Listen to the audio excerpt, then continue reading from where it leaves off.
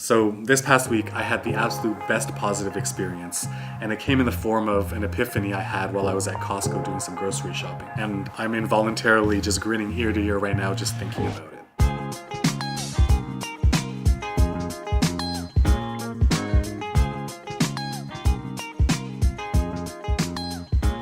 Welcome to Get It Together, and if you're new here, this channel is just me trying to figure out how to get my life together and sharing the tips and lessons I learned along the way. And as you gathered from the intro, I had a pretty happy week this past week on the Slow Carb Diet. This is the week 4 update, which means I'm really in the home stretch at this point. But as usual, the format of this video is going to be the same. It's going to be the positive experiences, followed by the challenges and any remedies I found for them. Finally, ending off with what I have to keep top of mind for the rest of the challenge. And I guess I'm sharing this on day 29, so the rest of the challenge is technically about 36 hours from now. But regardless, here we go. So I had 3 very different and fantastic positive experiences this past week. So the first one has to do with coffee, and you may remember from the drinks video and in weeks 1 and 2, I was very cognizant and clearly aware of the fact that I really dislike just black coffee with a bit of cinnamon in there. And in the drinks video, which I'll link right up here, I even tried adding what Tim Ferriss described as acceptable dairy, which is full fat, heavy cream, and it still didn't make a significant enough difference for me. So I just bit the bullet and decided that because the net result I'm looking for with coffee is just to wake up in the mornings, I'm just gonna pound it back black with a bit of cinnamon and just recognize that this is for the caffeine. It's not for enjoyment. But this past week, as I was sipping a coffee, I don't enjoy it, but I don't remember like the last time. It must have been 2 weeks ago where I was actively saying, ugh, I do not like this. Which means that at the very least, I am completely used to this black coffee with just cinnamon in it. And that's a great thing because that's a signifier that this is completely sustainable. I can, if I choose to, just have black coffee with cinnamon in it in perpetuity. So that's the first positive experience. The second positive experience has to do with cheat day.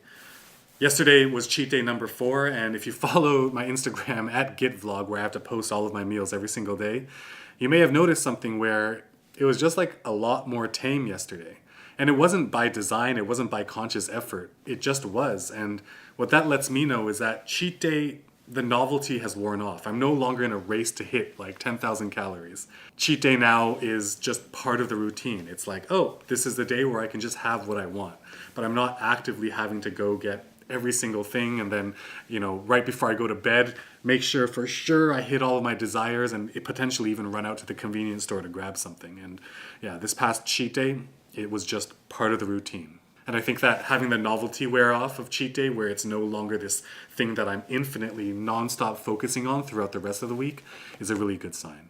The last positive, which again is the absolute best positive I've had across this entire 30-day challenge, came to me just out of nowhere on Friday when I was doing groceries. And it was the fact that I was doing groceries, which means that it had completely glossed over my head that this was the end of week 4. I have enough groceries to finish the first 30 days, which means that without even consciously thinking about it, I had already decided that I'm just going to continue into week 5. And so I guess that's kind of the spoiler alert here in terms of what I need to keep top of mind, because even though there's about 36 hours left for this 30-day challenge, I already know that I am absolutely continuing doing the slow carb diet for the foreseeable future anyways. I think that's sort of transformative in the sense that I really came into this on day 0 saying, I'm just going to do this for 30 days. I'm going to stick it out come hell or high water. And then on day 31, I'll be able to just go nuts and have like whatever I want to eat. But the fact that this entire thing has become really habitual, including my grocery schedule and just buying all the groceries I need for the 5th week, is a really happy sign for me. And it also means that I am committing to just continuing on with it.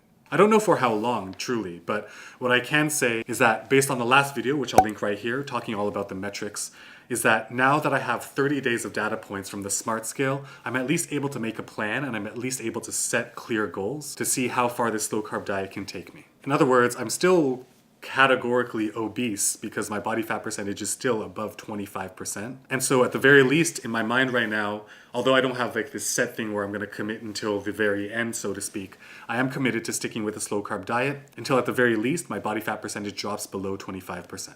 So now that the positives are out of the way, what about the challenges? And if I'm going to be really honest, there really wasn't any challenges this week. The only thing that I can pass as a challenge is that this is the first week in Toronto where we had kind of patio conducive weather, and a couple buddies in the group chat decided like, hey, let's hit up the patio for some beers. I was just about to get ready to head out But then I messaged them and said, sorry, I can't make it. And the reason I did it is because, man, patios to me is just like beer. And the place we were going to, they have these garlic and jalapeno roasted peanuts. And I just had pretty low confidence, especially based on my almonds experience, that I'd be able to keep that in check. This is a challenge because I mentioned in the week 3 update video that I'm not willing to sacrifice my social life for this diet. But I don't feel like I truly sacrificed anything yet. This is really just a one-off thing. It was just like this big hoopla out of the fact that it was nice enough to sit outdoors. And just being around the same friends that I've been on this patio with countless times, I just didn't feel like I'd have the discipline in me to, at the very least, not have a ton of those peanuts. And so what is the fix for that challenge? I honestly think that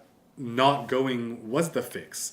I think that with everything that we do and every decision we make, there's like this cost benefit that we're kind of weighing out. And for me, I just felt like on that particular day, for that particular patio, at that particular restaurant, it wasn't worth the risk of potentially and very easily destroying that very strict compliance that I've been following for, at that point, 26 days. So again, I don't really know if it should be categorized as a challenge, but I am going to do it because there is some reasonable doubt there. And again, the fix I think is just to have that self-awareness and then just to decide for yourself, are you willing to risk going off of compliance? And for me, I'm just not willing to risk it. I'm so close to the end of the finish line that I set in my head. Just a few more days for the 30 days to be done. I'm just going to stay in. So now that the challenges are out of the way, it's time to move on to the things I got to keep top of mind for week 5.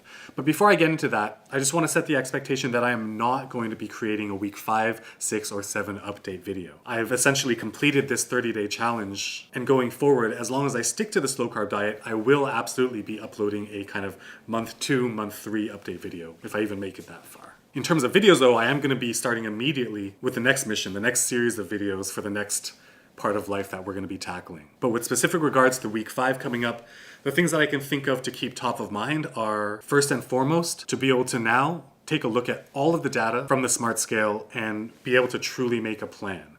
Now that I know how much I've lost in the first month, a combination of weight, body fat percentage, as well as visceral fat, and 10 other metrics that the SMART scale spits out, I'll be able to actually truly set goals that are realistic and forecast when I think it is that I'll be able to actually dip below that 25% body fat mark. The second thing I got to keep very, very clearly top of mind is, yes, it was fantastic, that positive I experienced, and yes, it's awesome that it became habit, but I also have to be cognizant that now that I'm fully aware of it, into week 5, I might suddenly have this drop in motivation, and I just got to be very clear about that. Look at the goals that I set and decide whether or not I am indeed going to be able to commit going forward. Speaking of going forward, the next video I'm going to share is going to be essentially like a week in the life of the slow carb diet. What I mean by that is we've explored a lot of topics together about the slow carb diet over the past month, but something that helps me a lot is being able to see what somebody else's process, what their kind of day-to-day, what their week-to-week looks like. And so the next video is going to be essentially that, a week in the life of slow carb, the way that I do it, including my cooking schedule, when I marinate my meats, when I do my groceries, when I weigh myself on the SMART scale, all of that stuff.